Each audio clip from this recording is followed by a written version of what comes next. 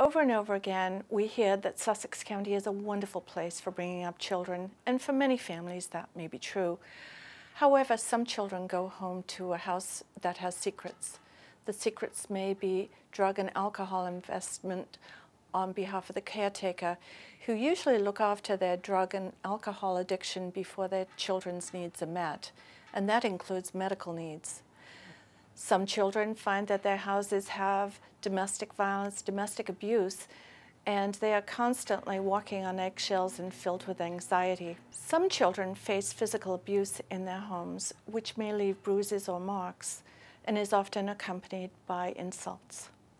Other children may find that the secret is sexual abuse, and the only witnesses to that are the abuser and the victim. Often the victim has been told that he or she will never be believed and bad things will happen if they tell. When we do learn of abuse, there are many different professionals who need to be involved with that child and that family. Child Protective Services, law enforcement, assistant prosecutors, medical professionals, mental health professionals, domestic violence experts, and drug and alcohol counselors, as well as family advocates. All of these professionals work together with the child and family, but the response needs to be coordinated. In Sussex County, we have Ginnie's House Children's Advocacy Center, which acts as the hub for the multidisciplinary professionals to work with the children. But we cannot do this alone. We need you, our fellow professionals, and the fellow citizens of Sussex County to help to identify children who are being abused or neglected. The purpose of this video is to show the different types of abuse, the different signs and symptoms of abuse, how to react if a child discloses abuse to you, what to say, what not to say, and how to report that abuse. And then, because reporting is a very uncomfortable circumstance for most people, we will tell you what happens after the report is made and show you how the multidisciplinary team works together to assist the child and the family. Now let's hear about the different types of abuse. Physical child abuse involves physical harm or injury to the child. It may be the result of a deliberate attempt to hurt the child, but not always. It can also result from severe discipline, such as using a belt on a child, or physical punishment that is inappropriate to the child's age or physical condition. Sexual child abuse is an especially complicated form of abuse because of its layers of guilt and shame. It's important to recognize that sexual abuse doesn't always involve body contact. Exposing a child to sexual situations or sexual materials may constitute abuse, whether or not touching is involved. Child neglect is willfully failing to provide for a child's basic needs, whether it be adequate food, medical treatment, clothing, hygiene, or supervision. Sometimes a parent may be physically or mentally incapable to care for a child, such as having untreated depression or anxiety. A parent may have alcohol or drug addiction issues that seriously impair their judgment and their ability to keep a child safe. Emotional child abuse can severely damage a child's mental health or social development, leaving lifelong psychological scars. Examples of emotional abuse can be constant belittling, shaming, and humiliating a child. The parent may be cold and distant, ignoring the child's needs for nurturing. There are some general clues to watch out. Every case is different, and there may be other indicators of abuse or neglect. In New Jersey, preventing child abuse is everyone's concern. Reporting suspected abuse or neglect is an important step in potentially saving a child's life. New Jersey law requires anyone having reasonable cause to suspect child abuse or neglect to report it to the Division of Child Protection and Permanency, formerly known as the Division of Youth and Family Services. The screening hotline phone number is 1-877-NJ-ABUSE, 1-877-652-2873. Even police, therapists, and child protective services workers must report allegations via this number. The Attorney General's office has established guidelines for how joint investigations between law enforcement and the division are to be conducted, and the first step is always initiated by the hotline call. New Jersey does provide a law that protects those who report abuse. It covers any caller, whether you work in a school, in law enforcement, or a counselor, coach, or private citizen. Any person who, in good faith, makes a report of child abuse or neglect or testifies in a child abuse hearing resulting from such a report is immune from any criminal or civil liability as a result of such action. Once the first step of identifying potential abuse has occurred, the division becomes involved. If you are a law enforcement officer who has received a report of child abuse, call the Division of Child Protection and Permanency Central Screening Hotline and follow the Attorney General's guidelines for joint investigations. If you work in a school and a child approaches you with a questionable mark or bruise or makes a statement indicating abuse, it is important that someone speak to the child as quickly as possible. Do not wait for the end of the day or the class period. If you can't stop to speak with the child, you must ensure that the child is able to speak to someone within the school who can immediately speak privately with the child. It is not the responsibility of school personnel, coaches, camp counselors, or private citizens to conduct an investigation of child abuse allegations. Division and prosecutor staff are trained to complete investigative interviews that are in compliance with court testimony laws and child psychology. Your goal is to gain basic information from the child that suggests the need for further investigation. Don't make promises you cannot keep, especially if the child asks you to keep their abuse a secret. It is best to be honest with the child from the start and explain that you may need to assist them in getting help by sharing this information with Child Protective Services. Do listen carefully to what the child is saying and check your body language. Children don't like to upset adults. They may stop talking if they think the information is making you angry or sad. Don't criticize the perpetrator because it is likely a family member and the child will feel that they are betraying their family by telling. You want the child to feel comforted and reassured by you. Don't make the child repeat their information to numerous people. This may give the child the appearance that they aren't being believed.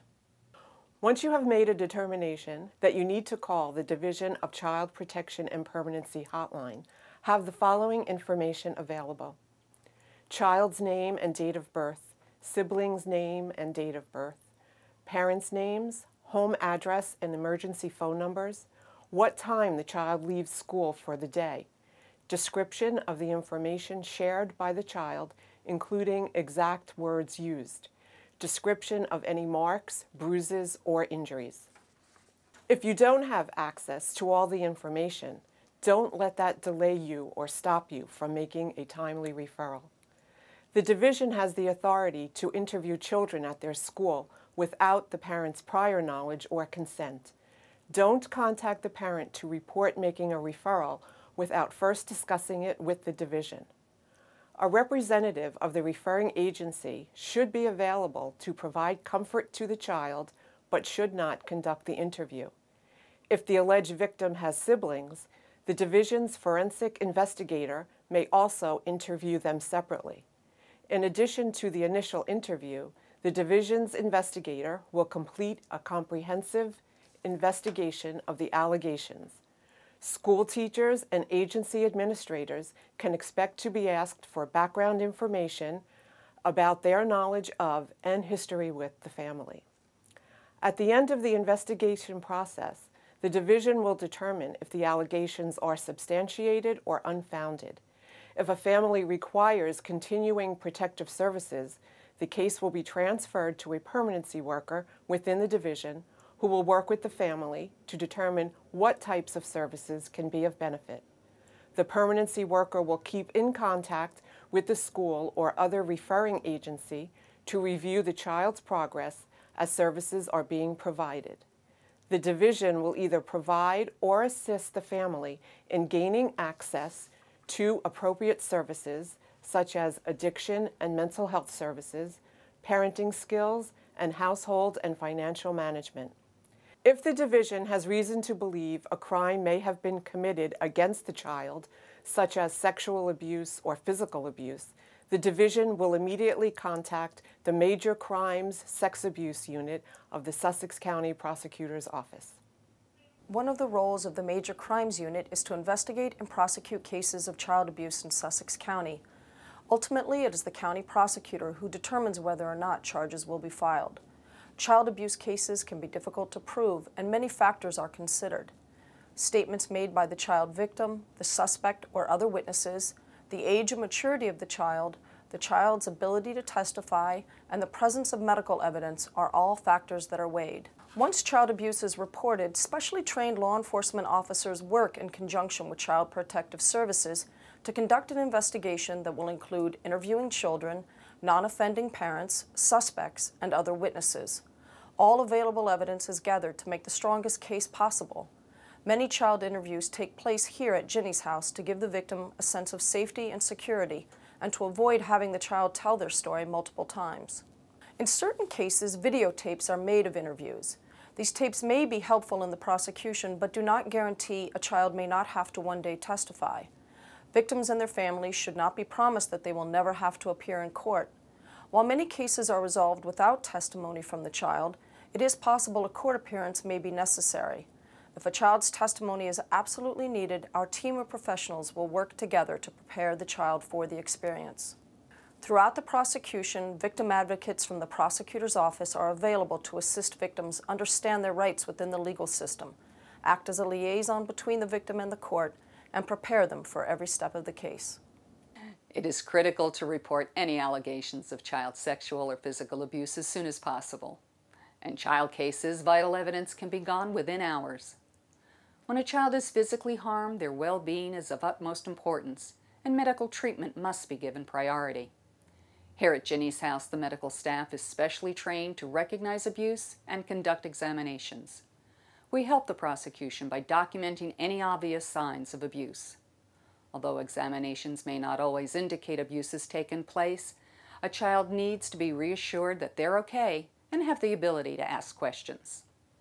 As families go through the steps of investigation and prosecution, they are faced with many challenges. Caregivers may struggle with many issues, such as blaming themselves and not knowing what to say to their children. Victims typically feel a wide range of emotions and are frequently hesitant to talk about their experiences. Being involved with Child Protective Service workers and police while trying to help their children can be overwhelming. Fortunately, there are several agencies working together to help assess the needs of children and families and to provide the right services and support. The Center for Evaluation and Counseling, Family Intervention Services, Newbridge Child and Family Services, and the Family Advocate Program at Ginnie's House are agencies who collaborate to provide mental health evaluations, therapy, psychiatric services, and emotional support to children and their families. Licensed mental health professionals conduct in-depth forensic evaluations that provide a complete picture of the family dynamics, which is a useful tool for all providers. Therapists provide trauma-focused counseling in a variety of settings, including the family's home and right here at Ginnie's house. Representatives of these agencies are part of the Sussex County Multidisciplinary Team. This team meets monthly to discuss case status, share information, and strategize about how to best meet the needs of the families as they take steps towards healing. Taking the first step to reporting child abuse can be very daunting. We do hope this video has been helpful in making you more comfortable with the different types of abuse, different signs and symptoms, and with the reporting. Through all of the steps of the process, the initial report, the investigation, the prosecution, the medical examination, and the therapeutic interventions.